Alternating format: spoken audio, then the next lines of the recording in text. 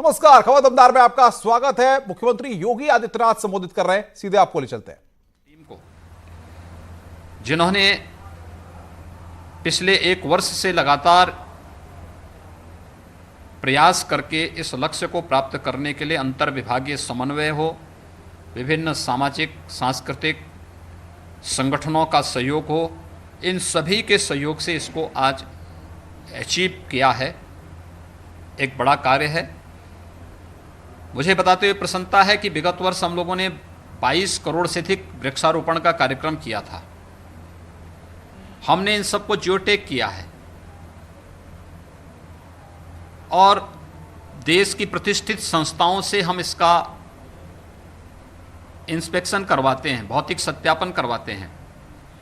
विगत वर्ष 22 करोड़ जो वृक्षारोपण हम लोगों ने किया था, इस वर्ष हम लोगों ने देखा है कि इसमें 95% से अधिक वृक्ष जो लगाए गए थे वे सुरक्षित हैं।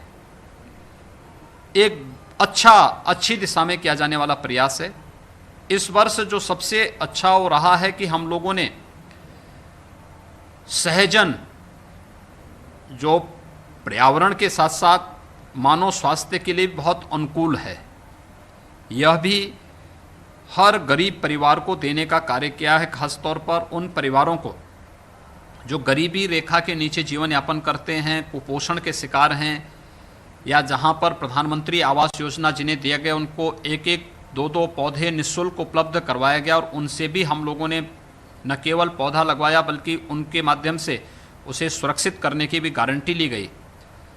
प्रधानमंत्री किसान सम्मान निधि से आच्छादित होने वाले किसानों से भी वृक्षारोपण करवाया गया और जिन किसानों ने फलदार वृक्ष लगाने में रुचि दिखाई उन्हें हमने मुफ्त में वृक्ष भी उपलब्ध करवाए हैं। गंगा जी के तटवर्ती क्षेत्र में और गोमती जी के भी तटवर्ती क्षेत्रों में व्यापक पैमाने पर वृक्षारोपण का कार्यक्रम संपन्न हुआ। ये कार्यक्रम हमारा अभी अनवरत चलेगा और मेरा पूरा प्रयास होगा, हमारी सरकार का पूरा प्रयास है कि हम इस पूरे सत्र में 35 करोड़ से अधिक वृक्षारोपण के एक बृहद महाअभियान का उत्तर प्रदेश के अंदर इस महाअभियान के तहत इतनी बड़ी मात्रा में वृक्षारोपण के कार्यक्रम को संपन्न करेंगे। प्रकृति और परमात्मा के प्रति जागरूक होने का एक नया संदेश भी है यह वृक्षारोपण महाअभियान। कोरोना ने प्रकृति के प्रति और पर्यावरण के प्रति भी हम सबको बहुत कुछ सबक सीखने के लिए मजबूर किया है। तो स्वाभाविक रूप से एक स्वस्थ प्रकृति और पर्यावरण से ही एक स्वस्थ मनुष्य और एक स्वस्थ जीव सृष्टि के संरक्षण की हम परिकल्पना कर सकते हैं और ये कार्यक्रम आज संपन्न हुआ है। मैं उन सभी को जिन महानुभावों ने इस पूरे अभियान में अपना योगदान दिया है उन सबको मैं हृदय से धन्यवाद देता हूं। वन विभाग को और वन विभाग से जुड़े हुए सभी अधिकारियों को, कर्मचारियों को, शासन से जुड़े हुए सभी विभागों को जिन्होंने बढ़ चढ़ करके रुचि ली है और विभिन्न सामाजिक, सांस्कृतिक, व्यापारिक, राजनीतिक संगठनों के कार्यकर्ताओं को भी, स्वयंसेवी संगठनों के कार्यकर्ताओं को भी मैं इस महाअभियान का हिस्सा बनने के लिए हृदय से धन्यवाद देता हूं। गुरु पूर्णिमा की बधाई और शुभकामनाएं भी देता हूं। तो मुख्यमंत्री योगी आदित्यनाथ को आप सुन रहे थे, जो कि रिकॉर्ड वक्त में वृक्षारोपण का काम पूरा हुआ है, उस पर संबोधित कर रहे थे। 35 करोड़ वृक्षारोपण का लक्ष्य यहां पर रखा है, इस बात की जानकारी मुख्यमंत्री अपने संबोधन में दे रहे थे। आगे बढ़ते हैं। बड़ी खबर सीतापुर से आ रही है। यहां पर बीएसपी नेता अनुपम दुबे को पुलिस ने हिरासत में लिया है।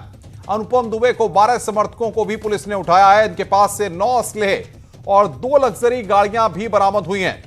मिश्रिक इलाके से पुलिस ने इनको हिरासत में लिया है। बड़ी खबर इस वक्त सीतापुर से, अनुपम दुबे को हिरासत में लिया गया है। इस वक्त की बड़ी खबर, बीएसपी के नेता हैं अनुपम दुबे, उनको हिरासत में लिया गया है। तो जानकारी इस वक्त हमारे पास मिल रही है, उसके मुताबिक पुलिस ने अनुपम दुबे को हिरासत में लिया है। अनुपम दुबे के 12 गुर्गे भी पुलिस ने हिरासत में लिए हैं। इस वक्त की सबसे अहम और बड़ी खबर, 2 लग्जरी गाड़ियां, 9 असलहे इनकी गाड़ियों से बरामद किए गए हैं। बीएसपी के नेता हैं अनुपम दुबे, इनको फिलहाल हिरासत में लिया गया है। सीतापुर से इस वक्त की बड़ी खबर, अनुपम दुबे को पुलिस ने हिरासत में लिया है। बीएसपी के नेता संदीप मिश्रा बातचीत करने के लिए हमारे साथ फोन लाइन पर। संदीप, क्या जानकारी मिल पा रही है आपको? अनुपम, मैं आपको बताना चाहूंगा कि ये सीतापुर के अंदर बड़ा खुलासा भी किया जाना वाला बाकी है। कप्तान से बात हुई है तो उन्होंने बताया है कि फर्रुखाबाद के बसपा के जो नेता हैं अनुपम दुबे, इनकी आज सूचना मिली थी कि इनकी गाड़ियां जो है सीतापुर के अंदर आ रही हैं। 3 गाड़ियां हैं और उसमें भारी संख्या में लोग मौजूद हैं और असलहे भी उसमें हैं। इस सूचना को लेकर कप्तान के द्वारा जो है सीओ मिश्रिक जो है अभय प्रताप सिंह, इनको वहां पे लगाया गया है और कई थानों की फोर्स को जो हरदोई सीतापुर का जो बॉर्डर है, बरगदिया पुल है, उस पुल पे यातायात को रोकते हुए किसी अनहोनी की आशंका को लेकर यातायात दोनों तरफ का बाधित कर दिया गया था और इन लोगों के नाकेबंदी की गई तब, जिसमें अनुपम दुबे जो हैं ये फर्रुखाबाद के रहने वाले हैं। ये बताया जाता है कि ये हरदोई से सवायतपुर से चुनाव भी लड़े थे बसपा के सिंबल पर। इनको जब रोका गया तो इनकी गाड़ियों में भारी संख्या में असलहे बरामद हुए हैं और करीब जो है अनुपम के साथ में 12 से ज्यादा जो है उनके गुर्गे भी उसमें शामिल थे। फिलहाल मोटिव क्या था संदीप, मोटिव क्या था? ये असलहे क्या लाइसेंसी हैं? क्या जानकारियां पुलिस के अधिकारी दे पा रहे हैं? अनुपम, मैं आपको बताना चाहूंगा कि अभी तक का जो है एसपी थाने पर, संदना थाने पर मौजूद है। उनके द्वारा इस पूरे प्रकरण को लेकर जो है मीडिया को भी दूर रखा गया हुआ है। हालांकि जो अंदेशा लगाया जा रहा है, जो अंदर से जो बात छन के आ रही है वो ये आ रही है कि अनुपम दुबे जो हैं वो हत्या, जो कानपुर में पुलिस की हत्याकांड में जो मुख्य अभियुक्त है, उसके कहीं ना कहीं से ये दूर से रिश्तेदार हैं। इसी पूरे मामले को लेकर इनसे पूछताछ की गई और इनकी जो हिरासत लिया गया है वो इसी मामले को लिया गया, लेकिन अभी पुलिस कुछ बोलने के लिए तैयार नहीं है। अनुपम, क्या विकास दुबे और अनुपम दुबे के बीच में कोई पारिवारिक रिश्ता है? जी बिल्कुल, अभी तक का जो अंदर से जो बातें निकल के आ रही हैं वो कहीं ना कहीं अनुपम और इनके जो है दोनों के बीच में रिश्तेदारी है। संभावना यही जताई जा रही है कि रिश्तेदारी को लेकर ही इनकी गिरफ्तारी हुई है। अब जैसा होता है अभी लगातार इन सभी लोगों से अलग अलग यहाँ पर जो है पूछताछ कर रही है। कुछ डायरेक्ट अनुपम दुबे से एसपी जो है यहाँ के सीतापुर के आरपी सिंह वो पूछताछ कर रहे हैं। उनके गुर्गे जो उनके साथ में मौजूद थे उनसे अपर पुलिस अधीक्षक और सीओ अलग अलग सभी लोग बात कर रहे हैं। अनुपम, बिल्कुल, आप नजर बढ़ा के रखिए संदीप, आगे भी हम आपसे अपडेट लेते रहेंगे। सीतापुर से इस वक्त की बड़ी खबर, पुलिस ने अनुपम दुबे को हिरासत में लिया है। अनुपम दुबे के 12 गुर्गे पुलिस की हिरासत में हैं इस वक्त। बड़ी खबर गाजियाबाद से है। यहां पर मोमबत्ती बनाने वाली एक फैक्ट्री में आज भीषण आग लग गई। इसमें 7 लोगों की मौत हो गई है। आग किन वजहों से लगी है यह अब तक साफ नहीं हो पाया है। यह फैक्ट्री मोदी नगर इलाके में है जहां अचानक से फैक्ट्री में आग लगी और उसमें 7 लोगों की मौत हो गई।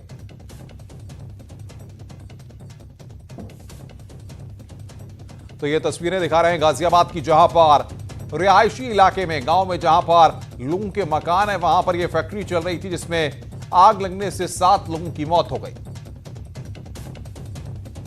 मोदी नगर के बखरवा गांव में उस समय हड़कंप मच गया जब एक मोमबत्ती बनाने वाली फैक्ट्री में आग लग गई और 7 लोगों की मौके पर ही जलकर दर्दनाक मौत हो गई। फिलहाल हम मौके पर खड़े हैं, आप देख सकते हैं लोगों का यहाँ जमावड़ा लगा हुआ है। इस वैन के अंदर ही उनके शवों को रखा गया है जो लोग इसमें मरे थे और परिजनों का आरोप यह है कि जिस तरीके से लापरवाही बरती गई है उनको यहाँ से शव नहीं ले जाने देंगे। मुआवजे की यहाँ मांग की जा रही है। साथ ही आपको दिखाना चाहूँगा मौके पर गाजियाबाद के जिलाधिकारी यहाँ पर मौजूद हैं, साथ ही गाजियाबाद एसएसपी भी मौके पर मौजूद हैं और जो यहाँ की विधायक हैं मंजू शिवाच वो भी यहाँ मौजूद हैं। लोगों को समझाने की लगातार कोशिश की जा रही है, लेकिन जिस तरह की ये घटना हुई है उससे बड़े सवाल यहाँ जरूर खड़े होते हैं कि आखिरकार एक रिहायशी इलाके में किस कदर ये फैक्ट्री चल रही थी। होता है कि अधिकारी यहाँ पर पहुंचे हैं, कप्तान यहाँ पहुंचे हैं, जिलाधिकारी यहाँ पहुंचे हैं, यहाँ के विधायक यहाँ पहुंचे हैं, लेकिन अब से पहले तमाम शासनिक और प्रशासनिक अधिकारी कहाँ थे, क्यों कर ये अवैध फैक्ट्रियाँ चलती हैं। ये पहला मामला नहीं है कि जब गाजियाबाद में इस तरह की घटना हुई है। कैमरा पर्सन शिवम के साथ अमित राणा, न्यूज़ 18 उत्तर प्रदेश। बड़ी खबर की बात करते हैं। सुंदर भाटी पर बड़ी कार्रवाई हुई है। पुलिस ने गैंगस्टर सुंदर भाटी पर बड़ी कार्रवाई अंजाम दी है। सुंदर भाटी के 2 खेतों को पुलिस ने कुर्क किया है। रामपुर गांव में है सुंदर भाटी के खेत। कुर्क की गई संपत्ति की कीमत लगभग 80 लाख रुपए है। गैंगस्टर सत्यवीर बैंसला के भी 3 प्लॉट कुर्क किए गए हैं। 3 प्लॉट्स की कीमत लगभग 2 करोड़ 60 लाख रुपए है। 2 प्लॉट गांव कासना में स्थित हैं। प्लॉट्स पर बन रहा है मकान। 1 प्लॉट सेक्टर 5 में स्थित है। अमित सिंह बातचीत करने के लिए हमारे साथ फोन लाइन पर। अमित, लगातार शिकंजा कसता जा रहा है। कल भी गौतम बुद्ध नगर पुलिस ने बड़ी कार्रवाई करते हुए जो सरकारी जमीन पे सुंदर भाटी द्वारा कब्जा किया गया था, उनके गुरु के द्वारा कब्जा किया गया था, उसको मुक्त कराया था। लगभग 7 करोड़ की संपत्ति कल मुक्त कराई थी। आज ही गौतम बुद्ध नगर पुलिस ने बड़ी कार्रवाई की है, जिसमें सुंदर भाटी के 2 खेतों को कुर्क किया गया है। इन पर गैंगस्टर के तहत एक कार्रवाई की गई है। साथ के साथ आपको और बता दूं कि जो गैंगस्टर सतवीर बैसला है, उसके भी 3 प्लॉट कुर्क किए हैं। उनकी संपत्ति की कीमत लगभग 2 करोड़ 60 लाख रुपए बताई जा रही है। इनके 2 प्लॉट जो कासना गांव है वहाँ पे हैं और 1 प्लॉट सेक्टर 5 में। तो गौतम बुद्ध नगर द्वारा जो गैंगस्टर हैं उन पर बड़ी तेजी से कार्रवाई की जा रही है। जी अनुपम। बिल्कुल, अमित नजर बना के रखिए, आगे भी हम आपसे अपडेट लेते रहेंगे। तो लगातार सुंदर भाटी पर कार्रवाई का सिलसिला जारी है।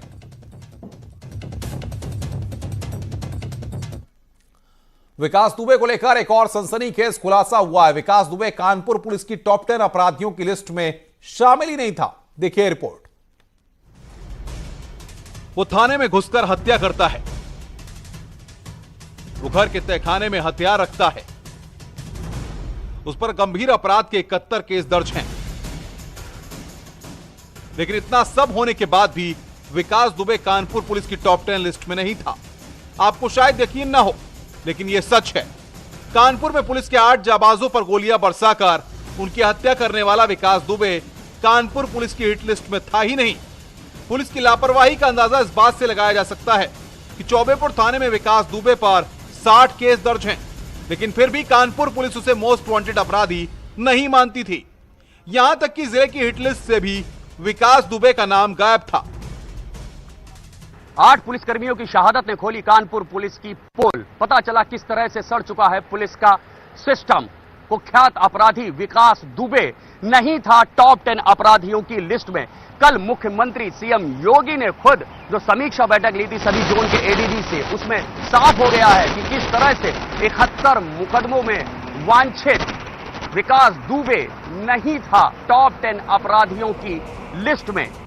विकास दुबे पिछले 25 साल से एक के बाद एक जघन्य वारदातों को अंजाम देता गया, लेकिन हर बार सबूतों के अभाव में वो बच निकलता। विकास के खिलाफ गवाही देने के लिए लोग डरते थे।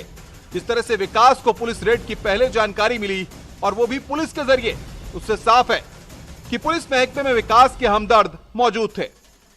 विकास की सियासत में पैठ का अंदाजा इसी बात से लगता है कि कई पार्टी के नेताओं से उसके संबंध थे। विकास ने गांव के युवकों की फौज तैयार कर रखी थी जिनके पास खतरनाक हथियार थे। विकास के गैंग का अंदाजा इसी बात से लगाया जा सकता है कि विकास और उसके गुर्गे पुलिस वालों को निशाना बनाने से भी नहीं चूके। और अब विकास के नौकर ने खुलासा किया है कि विकास ने खुद उसके हाथ से गन छीनकर पुलिस वालों पर फायरिंग की थी।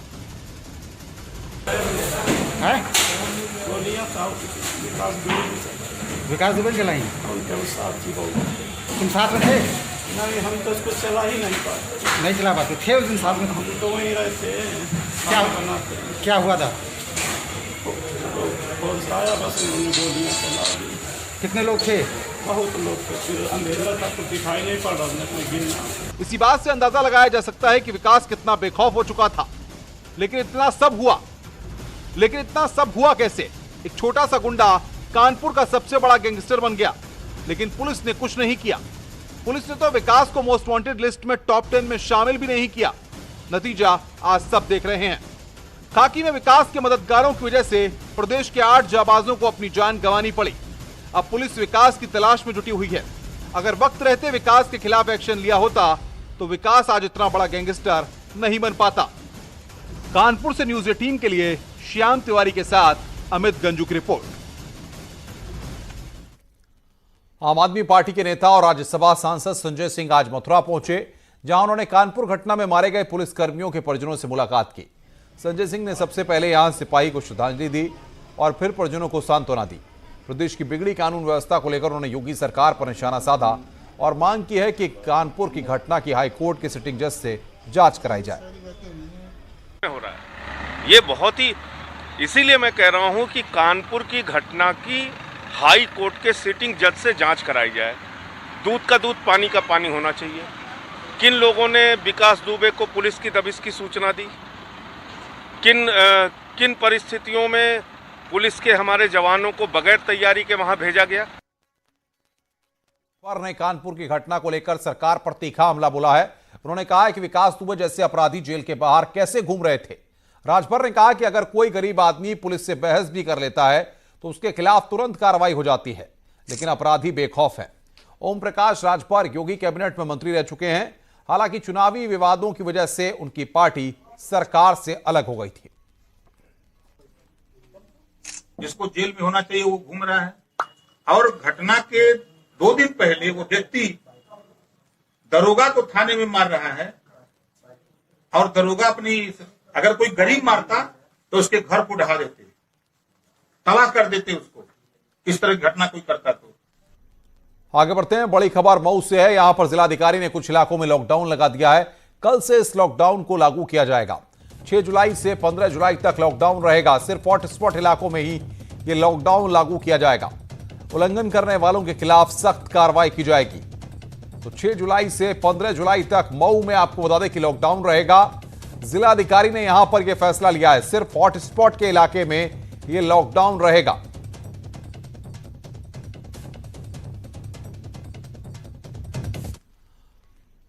नोएडा से बड़ी खबर इस वक्त आ रही है। 118 आज कोरोना केस मिले हैं। 118 नए लोगों की रिपोर्ट पॉजिटिव आई है।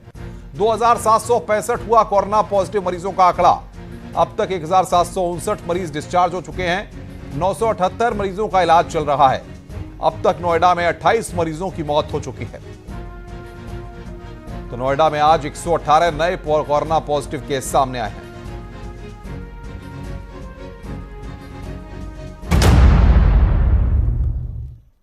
स्वागत है ब्रेक के बाद खबर दमदार में। बिजनौर से खबर है। बिजनौर कोतवाली नदी में अचानक से पानी बढ़ गया।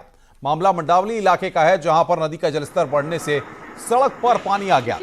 इसमें एक पिकअप गाड़ी बह गई है। गाड़ी में ड्राइवर और उसकी पत्नी सवार थी, जो पानी की तेज धारा में बह गए। दोनों को पानी में फंसा देखकर आसपास के लोग इकट्ठा हो गए। पुलिस को मामले की सूचना दी गई, जिसके बाद ड्राइवर और उसकी पत्नी को सकुशल पानी से बाहर निकाल लिया गया।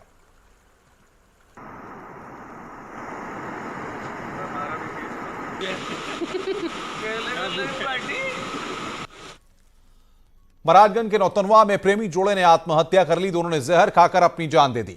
मामला लक्ष्मीपुर गांव का है, जहां बगीचे में दोनों ने जहर खा लिया। इसके बाद लड़के की तुरंत मौत हो गई, जबकि लड़की को गंभीर हालत में अस्पताल ले जाया गया, लेकिन रास्ते में ही उसकी भी मौत हो गई। घटना की जानकारी मिलने पर पुलिस भी मौके पर पहुंची और दोनों शवों को कब्जे में लेकर पोस्टमार्टम के लिए भेज दिया गया। पिछले कई वर्षों से उनका प्रेम प्रसंग था, और गांव के पूरब जो है दोनों जहर खा के मर गए। लड़का तुरंत मर गया था, लड़की CSC लक्ष्मीपुर ले जाने पर मर गई। ये लड़की यहाँ अपने कहाँ ससुराल में रह रही थी कि मायका में? मायके में रह रही थी, लॉकडाउन में। गाजियाबाद से बड़ी खबर इस वक्त आ रही है। 182 कोरोना मरीज मिले हैं 24 घंटे में। आपको बताएं कि कोरोना की चपेट में 24 घंटे में 182 नए मरीज आए हैं। जिले में संक्रमित मरीजों की संख्या 2205 हो गई है। 940 मरीज अभी तक डिस्चार्ज हो चुके हैं, जबकि 1203 मरीजों का इलाज चल रहा है। कोरोना से गाजियाबाद में 62 मरीजों की मौत हो चुकी है। इस बुलेटिन में फिलहाल इतना ही। नमस्कार।